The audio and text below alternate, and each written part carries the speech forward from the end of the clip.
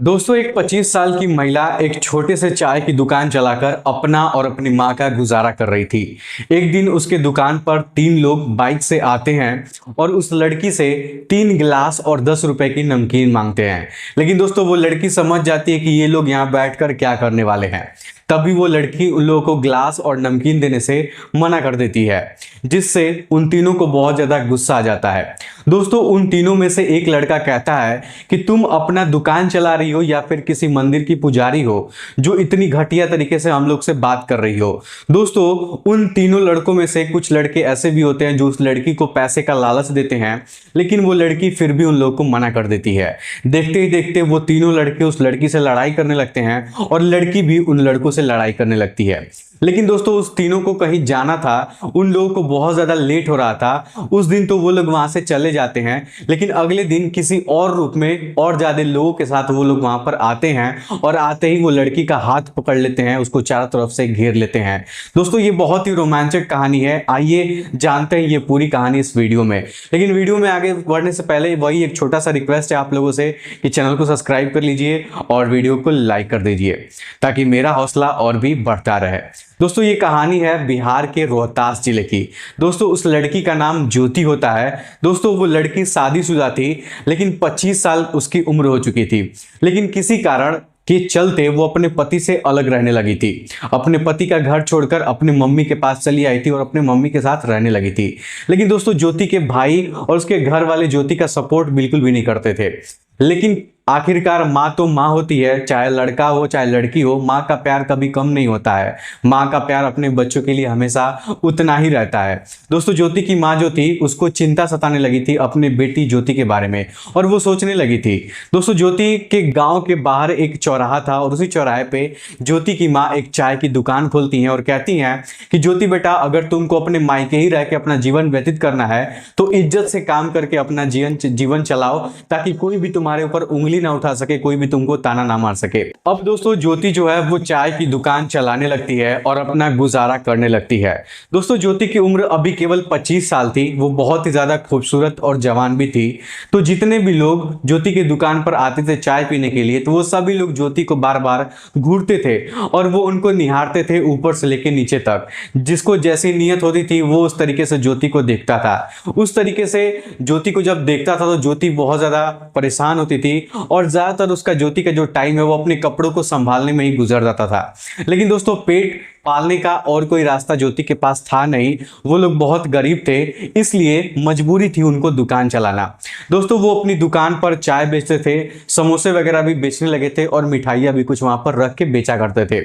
दोस्तों, उसके दुकान पर कुछ लोग ऐसे भी आते थे जो लोग ज्योति को सिर्फ इम्प्रेस करने के चक्कर में रोज रोज वहां पर आया करते थे, और रोज रोज नहीं बल्कि 2-3 महीनों तक लगातार वो लोग आते थे, ताकि ज्योति को अपने जाल में फंसाने की कोशिश वो लोग करते थे। वो लोग सोचते थे कि ज्योति उन लोग के जाल में फंस जाएगी तो प्यार का संबंध उनसे वो लोग करने लगेंगे। लेकिन दोस्तों, ज्योति उन लोग को बिल्कुल भी भाव नहीं देती थी। तब वो लोग सोचते थे कि ज्योति हम लोग के जाल में नहीं फंसेगी, इसलिए वो लोग वहां से चले जाते थे। लेकिन दोस्तों, जो ज्योति थी वो अपनी दुकान पर ना तो किसी को सिगरेट पीने देती थी और ना ही किसी को शराब दारू वगैरह पीने देती थी। यहां तक कि ज्योति अपने दुकान पर किसी भी फालतू लोगों को बैठने तक नहीं देती थी। अब दोस्तों, एक दिन 3 लोग बारात के लिए निकल रहे थे, और आप लोग तो जानते ही हैं कि बारातियों का कितना रुतबा होता है। सबसे पहले वो लोग ठेके पर जाते हैं और एक शराब की बोतल खरीदते हैं, और उसके बाद वो लोग सोचते हैं कि रास्ते में कहीं जगह मिलेगा तो वहां बैठकर हम लोग पी लेंगे।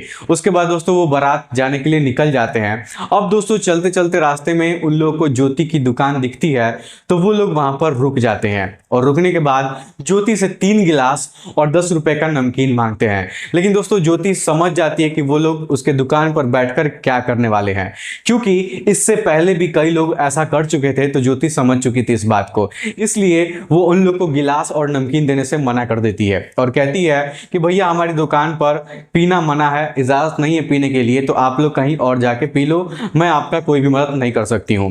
दोस्तों, उन लड़कों में से एक लड़का कहता है कि क्या बात कर रही हो, ऐसा तो कोई भी नहीं करता है, कोई भी ऐसे मना नहीं करता है। चलो कोई बात नहीं, हम लोग तुम्हें कुछ पैसे बढ़ा कर दे देंगे, यहाँ बैठने का हमसे चार्ज ले लेना, और 10-15 मिनट हम लोग यहाँ पर बैठेंगे, उसके बाद फिर चले जाएंगे।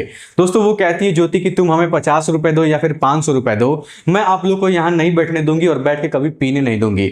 अब दोस्तों, उनमें से एक लड़का भड़क जाता है और कहता है कि तुम मंदिर की पुजारी हो और तुमको ऐसा लग रहा है कि हम लोग मंदिर में बैठकर पी रहे हैं और तुम मना कर रही हो, चाय की दुकान चला रही हो तो अच्छे से चाय की दुकान चलाओ, ज्यादा अपने आप पे घमंड मत करो।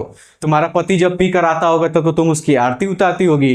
दोस्तों जब इतना बात ज्योति सुनती है तो उसको बहुत ज्यादा गुस्सा आ जाता है, क्योंकि वो अपने पति से पिछले 3 सालों से अलग रह रही थी।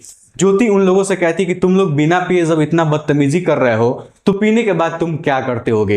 ये सभी बातें सुनकर ज्योति बहुत ज्यादा गुस्सा हो जाती है और कहती कि तुरंत अभी तुम लोग उठो यहाँ से और यहाँ से निकल जाओ। अब दोस्तों उनमें से एक लड़का कहता है कि यहाँ से नहीं जाऊंगा, तुम क्या कर लोगी।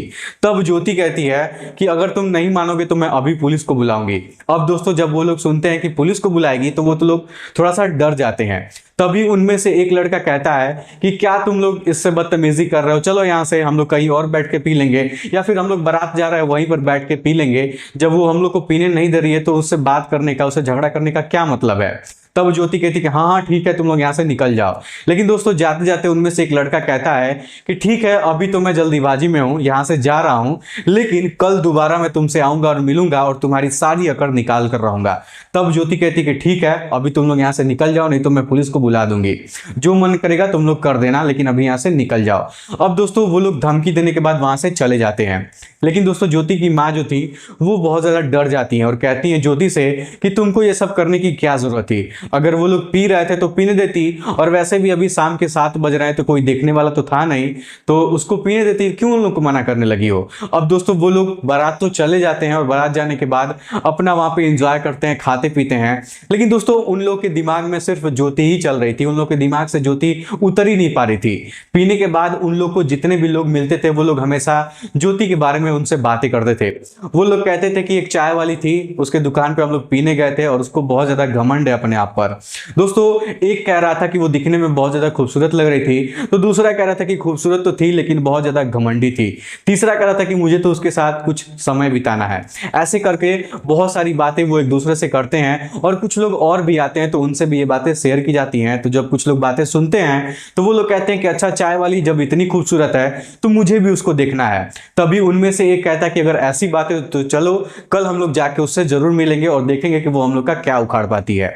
अब दोस्तों अगले दिन बारात से लौटते समय 3 लोग बाइक पर 2-2 लोग करके बैठ जाते हैं, यानी कि 6 लोग होते हैं, और बाइक पर बैठने के बाद वहां पर आते हैं और दुकान पर बाइक खड़ी करने के बाद दुकान के अंदर बैठ जाते हैं। अब दोस्तों ज्योति की माँ ये देखकर थोड़ा सा डर जाती है, क्योंकि उनको लग रहा था कि ये वही लोग हैं जो कल आके झगड़ा किए थे।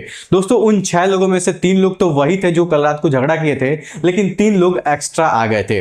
अब सभी लोग चुपचाप ज्योति की दुकान में बैठ जाते हैं। तब ज्योति उनके पास जाती है। दरअसल ज्योति उन सबको पहचान नहीं पाती, क्योंकि वो लोगों पर ध्यान ही नहीं देती थी कि कौन उनके दुकान पे आ रहा है, कौन खा पी के जा रहा है, इतना वो केयर नहीं करती थी। दोस्तों वो लोग कहते हैं कि थोड़ा सा एक मिठाई कुछ दे दो और थोड़ा सा पानी पीने के लिए दे दो। उसके बाद ज्योति जल्दी जल्दी में अपने दुकान से सामान मिठाई उठाई लेके आती है, उन लोग को रखती है और बर्फी निकाल के देती है पानी पीने के लिए। उसके बाद दोस्तों पानी पीने के लिए एक जग से पानी भरकर उनके सामने टेबल पर रखती है। जैसे ही वो जग उनके सामने रखती है तभी उनमें से एक लड़का ज्योति का हाथ पकड़ लेता है। ये सब देखकर ज्योति घबरा जाती है और तुरंत अपना हाथ छुड़ा लेती है। छुड़ाने के बाद वो जब सारा पानी अब क्या करती है, जो जग का सारा पानी था वो उस लड़के के ऊपर फेंक देती है। जैसे ही वो फेंकती है देखते ही देखते वो आदमी पूरी तरह से भीग जाता है। उसके बाद दोस्तों ज्योति को सभी लोग चारों तरफ से, जितने भी 6 लोग थे वहां पे, वो सभी लोग चारों तरफ से ज्योति को घेर लेते हैं। उसके बाद जब माँ उसकी देखती है कि ज्योति को सब घेर लिए हैं, तब जाके उसकी माँ उन लोगों के सामने हाथ जोड़ के माफी मांगने लगती है और कहती है कि भाई आप लोग छोड़ दीजिए हमारी बेटी को, उसकी कोई गलती नहीं है, मैं आप लोग से माफी मांग रही हूँ और आज के बाद ऐसी कभी गलती वो नहीं करेगी। दोस्तों जो ज्योति थी वो थोड़ा सा डर जाती है और डर के चुपचाप अपने हाथ में जग लेके वैसे ही चुपचाप वहां पर खड़ी रहती है। तभी दोस्तों उन लोगों में से जो 6 लोग थे उनमें से एक लड़का उठता है टेबल से और ज्योति के पास जाता है और ज्योति का दुपट्टा खींच कर हटा देता है और ज्योति के साथ छेड़खानी वगैरह करने लगता है। तभी दोस्तों ज्योति के पीछे से कोई एक आदमी आता है और हेलमेट से उसके ऊपर हमला कर देता है। जब हेलमेट से उसको मार पड़ती है तो वो तुरंत नीचे जमीन पर गिर जाता है।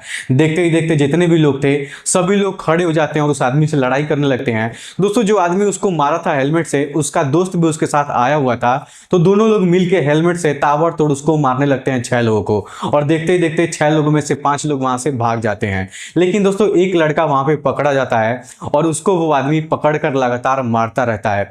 लेकिन दोस्तों उस लड़के की कोई गलती नहीं थी, वो बस उन लोग के साथ में आया था। जब उसको मार पड़ रही थी तो वो रोने लगता है, गिड़गिड़ाने लगता है और कहता है कि भैया मुझे माफ कर दो, मेरी गलती नहीं है, मैंने कुछ नहीं किया, मैं तो बस उन लोग के साथ आया था।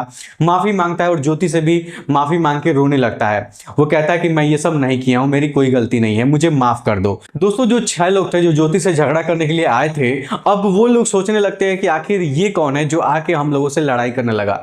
दोस्तों जो लड़का, जो आदमी हेलमेट से उसको मारा था, वो कोई और नहीं था बल्कि ज्योति का पति था, जो 3 सालों बाद ज्योति की दुकान पर ज्योति से माफी मांगने के लिए आया था। दोस्तों ज्योति के पति का नाम विक्रम होता है। जैसे ही ज्योति का पति विक्रम उसको देखता है ज्योति को, और ज्योति उसको देखती है, तो ज्योति की आंखों में आंसू आने लगते हैं। ज्योति विक्रम के पास जाती है और कहती है कि आपको कहीं चोट तो नहीं लगी है। तब विक्रम कहता है कि तुम मेरी चिंता मत करो। उसके बाद दोस्तों विक्रम जिस लड़के को अपने हाथ में पकड़ा था उसको दोबारा से उसको मारने लगता है और मारने के बाद कहता है तुम यहां से भाग जाओ और आज के बाद दोबारा कभी भी आंख उठाकर इसकी तरफ मत देखना। उसके बाद दोस्तों विक्रम और ज्योति की शादी लगभग 6 साल पहले हुई थी, लेकिन विक्रम किसी लड़की से प्यार करता था और शादी के बाद विक्रम ज्योति की तरफ ध्यान भी नहीं देता था। इसी के चलते ज्योति विक्रम से और ज्योति के बीच में हमेशा लड़ाई झगड़ा हुआ करता था। लगभग शादी के 2 साल तक दोनों एक साथ रहे और साथ रहने के बाद जब ज्योति का मन उसके साथ नहीं लगता था, तब ज्योति जो थी उसको छोड़कर अपने मायके चली आई और अपने मायके आकर अपनी चाय की दुकान चलाने लगी। और विक्रम अपनी गर्लफ्रेंड के साथ 3-4 सालों तक अपना समय बिताया। लेकिन दोस्तों उसकी गर्लफ्रेंड भी उसको छोड़कर चली गई। तब विक्रम बहुत ज्यादा अकेला पड़ जाता है और ज्योति के बारे में सोचने लगता है।